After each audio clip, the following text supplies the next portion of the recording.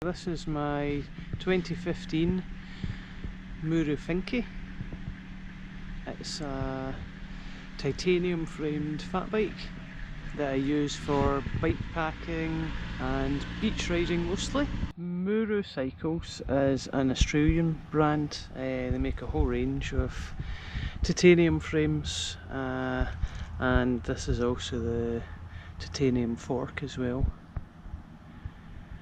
I went for the titanium fork because it's just a wee bit more cushioning and I didn't want the weight of a full fat bike suspension fork like the Bluto. And also, if you go for the Bluto, it means that you can't fit any of these bottle cages. So that's got two water bottle cages on this side, and on the other side here I have a salsa anything cage.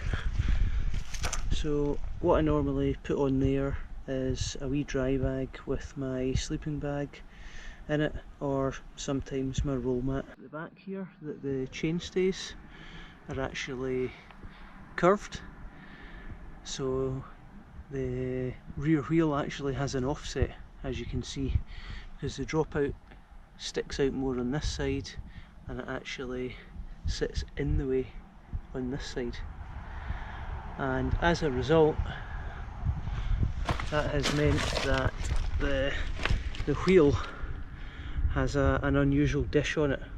So what I mean by that is there's two sets of spoke holes here, but the wheel's actually only laced up on this side, which allows this rear chainstay to be offset in this direction, whereas on the front it's just laced up as a normal wheel in the centre of the hub, so alternate spokes either side of the rim.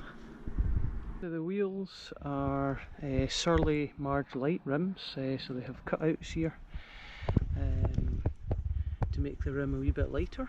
They're 65mm wide, and I have a 4-inch fat bike tyre fitted to them. There's a number of different options for dropouts for the frame. So this adapter here that bolts on here, and there's one on the other side as well, this is currently set up to take a rear mech. However, I have another adapter that would allow me to fit like a roll-off hub, so a geared hub, so it wouldn't have this hanger on it. And you can also get another set of adapters that would allow you to run a belt drive. And just here, if you were wanting to install a belt drive, then you can undo these two bolts, and as you can see, the chainstay actually has a split in it. So very handy. I'm kind of thinking ahead for the future. I have an XT rear mech.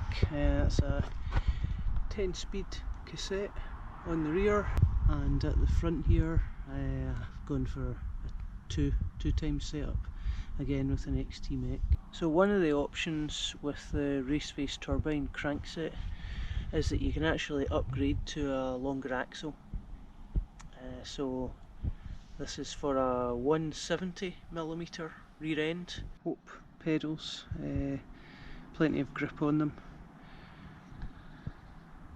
Thompson stem, and also a Thompson seat post. No point in having a dropper post, because if it's used for bike packing, then I need to be able to attach stuff onto the seat post.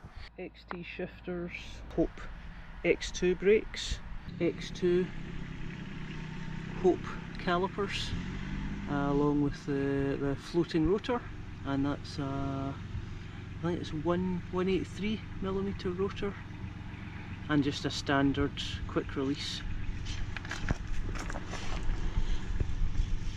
So these bits here are if you were running a geared hub, like a roll-off hub, then you would route all your cables down here. So options for a bottle cage here, and also a bottle cage here, and also here you do also have the option of putting on a pannier rack if you wanted to. Finally, The tyres I'm running are both front and rear on one floater 4-inch tyres. And that's my bike check of a 2015 Muru Finke, all the way from Australia and shipped to the UK.